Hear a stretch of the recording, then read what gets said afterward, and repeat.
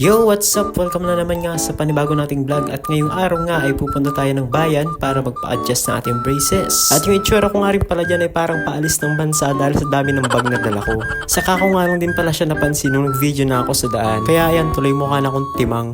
Charot! At ayun nga mga ka-foodie, nakadating na tayo dito sa bayan, dito sa clinic ng dentist ko. At pinahiga na nga rin pala ako dito sa surfing board. Ay sa dental chair pala.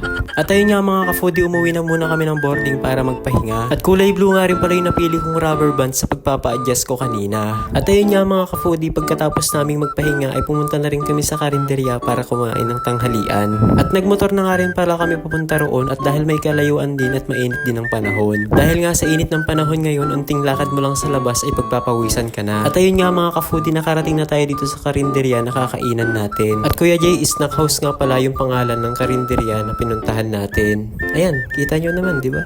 Charot!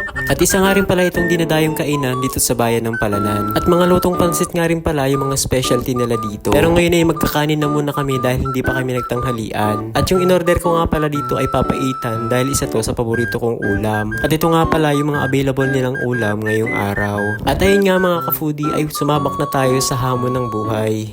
Charot! Sa tanghalian lang naman eh. Charot!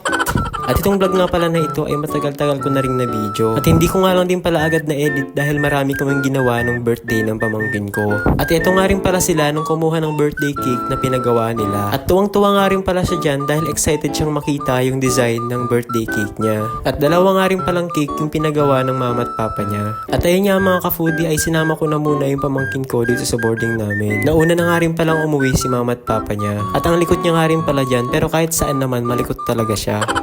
Charot! At ayun nga mga ka-foodie, pag uwi namin ng bahay ay agad niyang pinabuksan yung birthday cake niya. At mga sea animals nga rin pala yung tema ng birthday niya. Dahil siya nga lang din pala lagi yung nagre-request ng magiging tema ng birthday niya. At dahil nga rin pala sa mga napapanood niya, kaya ayun yung mga pinapagawa niya. At ayun nga mga ka-foodie ay pinipicturan na rin siya dito ng mama niya. At medyo pilit nga lang din pala yung smile niya dyan dahil gusto na naman niyang maglaro. At ayun nga mga ka-foodie, bago kami kumain ay nagdasal na rin muna kami. At sila nga rin pala ng mga kaklase niya ang nagdadasal dyan. At yung prayer nga pala nila ay yung dasal nila sa kindergarten.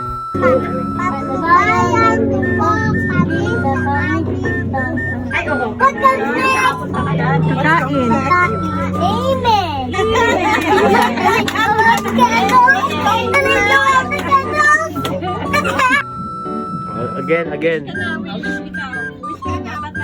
Wish ka ulit. Nag-ano lang talaga. Si Toy na naman. Summer review daw ang wish mo sa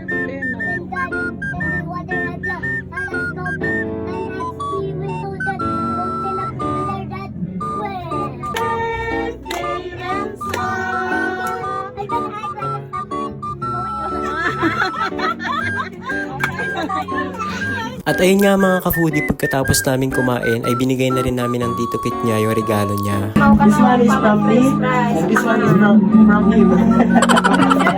From him.